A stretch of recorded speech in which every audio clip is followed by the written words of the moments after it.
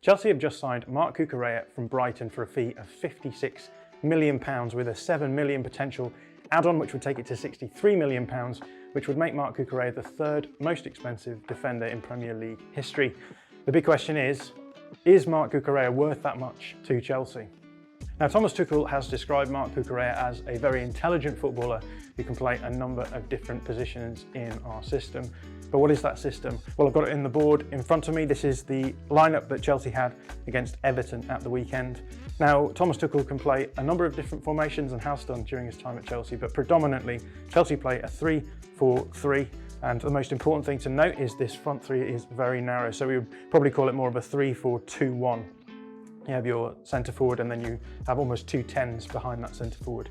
Now this is interesting because it changes the concept of pinning on the back line. So let's just have a look. When we talk about pinning, normally we're talking about a Pep Guardiola side, and what we usually mean is that we have touchline hugging wingers who can play really far out wide. That pulls the fullbacks across on both sides and it generates space then that can be attacked in these sorts of areas. Now, by having a really narrow front three, you do the opposite, you pin the back line narrow. So with these two outside forwards coming in, you generate this really narrow back line and you're creating space here in the outside areas. And this is where the wing backs come in. So we've got Reece James and we've got Ben Chilwell, two young, athletic, very creative wing backs. And these are the danger men in a Tuchel system. It's all about getting the ball into these areas to these two so they can cross the ball in or even generate chances of their own.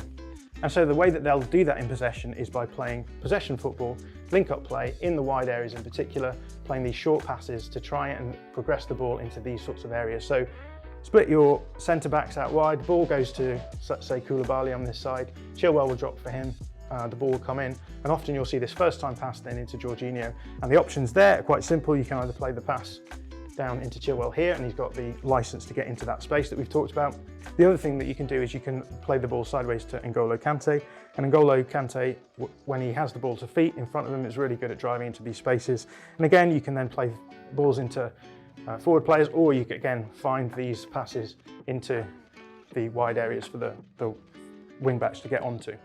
So that's the system, and the question is, where does Marc Cucurella fit into this system? Now I think there's two areas actually which allow us a certain amount of context to know how Marc Cucurella is going to be used. The first area is Ben Chilwell. We've already talked about him being an excellent athletic wing back.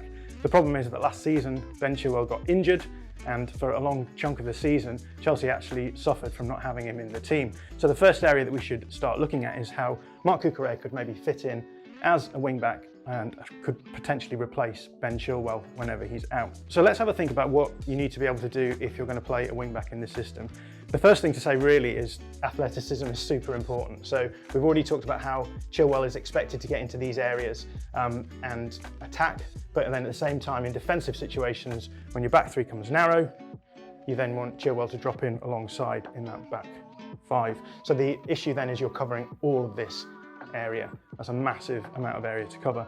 Now we know that Marc Cucurella is a really athletic player. We've seen him play the wing-back position for Brighton throughout last season, and so we know that he has the ability to both get forward and also cover, particularly these defensive recovery runs. He's very athletic and he will be able to cover that ground. The other thing we need from our wing-back is the ability, as we've said, to be involved in these link-up plays when the ball is being moved around and eventually moved into these sorts of areas. So you're looking for a player who is good on the ball, good at link-up play, good at short passing, and again, can get into these sorts of areas and play crosses or interchange with his teammates. And again, Marc Cucurella is a La Masia talent. He was developed at Barcelona, and we know that he is very good at playing those sorts of positions as well. So once Cucurella has got into these advanced positions in wide areas, then the big question is how he can create from these areas. So crosses directly into the box, but also balls back across the box for his teammates to run onto and generate from.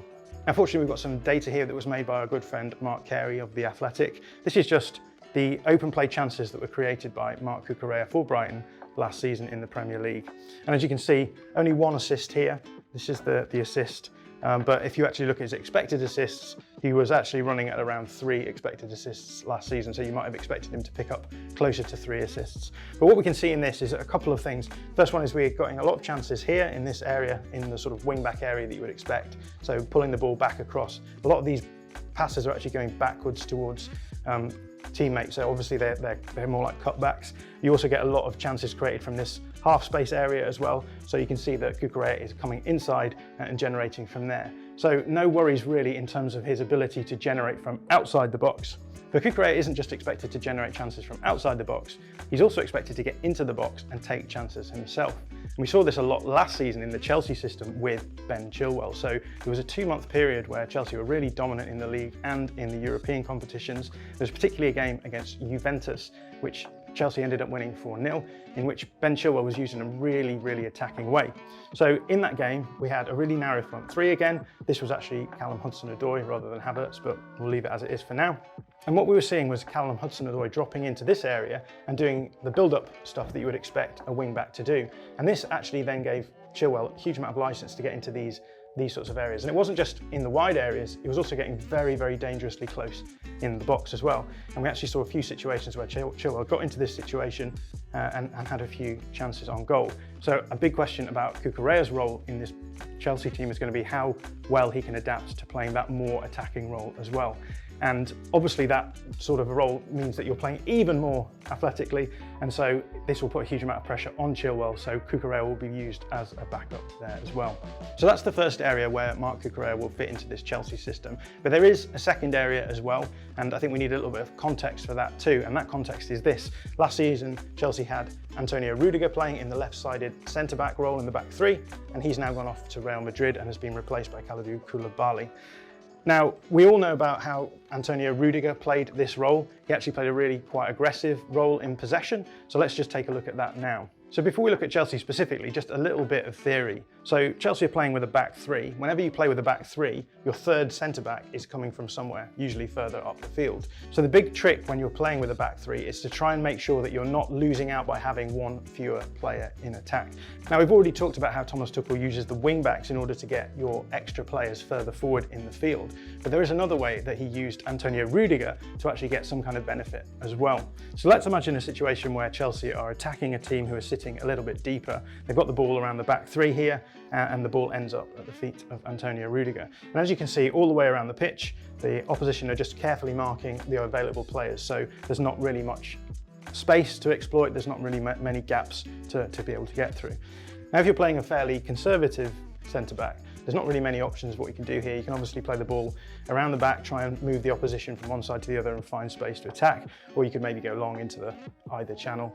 But what Thomas Tuchel was using Antonio Rudiger to do was to drive into these sorts of areas. And the reason why this is so dangerous is that as soon as you start driving with the ball becomes much more dangerous, and so the opposition have to respond to that. So you might see this opposition player then think, well, if I don't tackle Rudiger here, he's going to get into a really dangerous area, so I'm going to move across here, and then you're creating space around, in this instance, Kai Havertz, so that pass could be played in. And so Thomas Tuchel likes to use his more attacking centre-back in that back three to be able to get into these dangerous areas and cause problems for oppositions. Now, interestingly, Marc Cucurella spent some time last season playing on the outside left of a back three. So again, another viz from Mark Carey here, and we've got all of Marc Cucurella's minutes per position. So you can see here, the majority of the time he's playing in the left back berth or the left wing back berth over here. But as you can see, 25% of his time comes as a left centre back in a back three as well. Now, this is interesting because Marc Cucurella never really played as a centre back before he arrived at Brighton. He's only about 5'8", which is quite short, but Graham Potter saw something in him about the way that he played that position that he thought was really useful. And interestingly, he actually brought him in as an outside centre back against Chelsea last season, and then in the end he ended up playing around a quarter of the minutes in that position. So we've got the data from last season on the board in front of us here. Again, Mark Carey has provided us with some pizza charts of Cucurella playing as a left back or a left wing back on this side, and Marc Cucurella playing as a left centre back on this side as well. It's worth noting at this point that there was only 795 minutes that Cucurella played as a left centre back, so there are sample size issues there. But I think that's enough to give us a bit of a flavour about the way that he's playing the position differently. So let's just start off with his data as a left wing back, and it's really interesting here. We've got the defensive side of things down here. He's doing all of the defensive things that you would expect from your left wing back, so no worries there. What's interesting for me is the link-up play volume here, because as we said, Chelsea's system relies on progressing the ball in wide areas through short passes, and so it's clear that Cucurella can play that kind of game.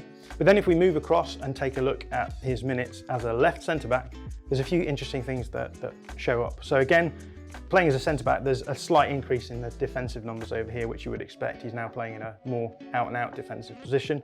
It's clear that he can do all of the defensive side of things. But what changes actually is, again, in the possession side of things here. So link-up play volume now drops much lower, and this is much more about carry and dribble volume. So again, it's about that ability to pick the ball up, drive it forward into certain areas and cause problems for the opposition. And then if we compare then the attacking output of these two positions, weirdly, you might expect there to be more XG from ball progression from a left wing back, but as you can see, Cucurella was generating more expected goals for his team in terms of ball progression when he was a left-sided centre-back. So that shows that Cucurella is actually able to generate these sorts of attacking moments for his team when he plays in that left centre-back position. £63 million is a lot of money, but Thomas Tuchel will say that if he can get the best out of Marc Cucurella in both of these positions, then it'll be worth every penny. If you like this video, please consider subscribing to the channel. The Athletic is home to some of the world's best sports journalists, including David Ornstein, Daniel Taylor, Ollie Kay, Amy Lawrence and Rafa Honigstein. There are journalists dedicated to each Premier League team, so every fan gets the coverage they deserve, not just the big clubs. And you can try it for free now for 30 days. See the link in the description.